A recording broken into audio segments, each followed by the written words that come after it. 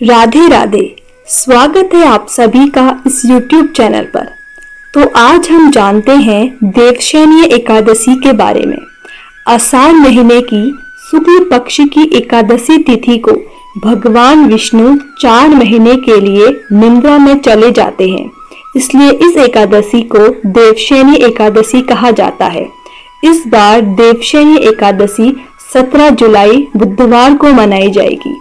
आपको बता दें कि देवशयनी एकादशी से देवउठनी एकादशी तक का समय चतुर्मास कहलाता है। इस समय में कोई भी शुभ कार्य नहीं किया जाता। इन दिनों सृष्टि का कार्यभार देवों के देव भगवान शिव के हाथों में होता है। तो आइए अब जानते हैं देवशयनी एकादशी की पौराणिक कथा।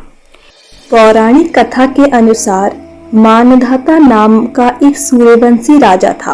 वह हमेशा सत्य बोलता था और महान तपस्वी और चक्रवर्ती था। वह अपनी प्रजा की देखभाल अपनी संतान की तरह करता था। एक बार उस राज्य में अकाल पड़ने से हाहाकार मच गया। राजा को प्रजा की चिंता सताने लगी। लोग राजा से अपना कष्ट बताने लगे।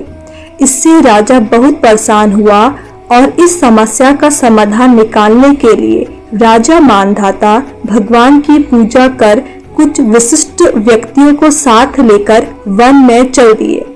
वन में वे ब्रह्मा जी के मानस पुत्र अंगिरा ऋषि के आश्रम पर पहुंचे। वहां राजा ने अंगिरा ऋषि से कहा कि मेरे राज्य में 3 वर्ष से वर्षा नहीं हुई है। इससे अकाल पड़ गया है और प्रजा कष्ट भोग रही है। राजा ने यह भी कहा कि शास्त्रों में लिखा है कि राजा के पापों के प्रभाव से ही प्रजा को कष्ट मिलता है। राजा ने कहा कि मैं तो धर्म अनुसार राज्य करता हूँ, फिर यह अकाल कैसे पड़ा?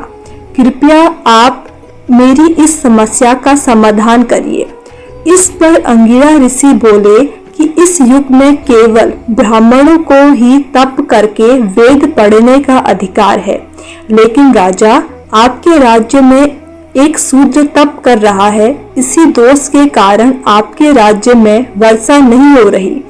अगर आप प्रजा का कल्याण चाहते हैं तो शीघ्र ही उस शूद्र का वध करवा दे। राजा मानधाता ने कहा कि किसी निर्दोष मनुष्य की हत्या करना मेरे नियमों के विरुद्ध है। आप और कोई दूसरा उपाय बताइए। तब ऋषि ने राजा से आषाढ़ मास के शुक्ल पक्ष की देवशयनी नाम की एकादशी का विधिपूर्वक व्रत करने को कहा।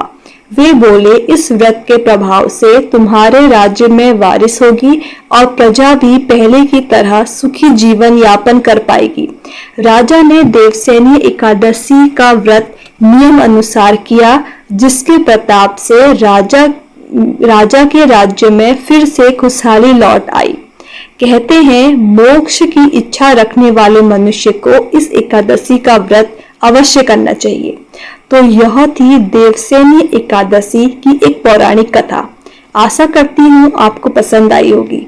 ऐसे ही और अन्य कथाओं के लिए जुड़े रहिए इस चैनल पर। धन्यवाद।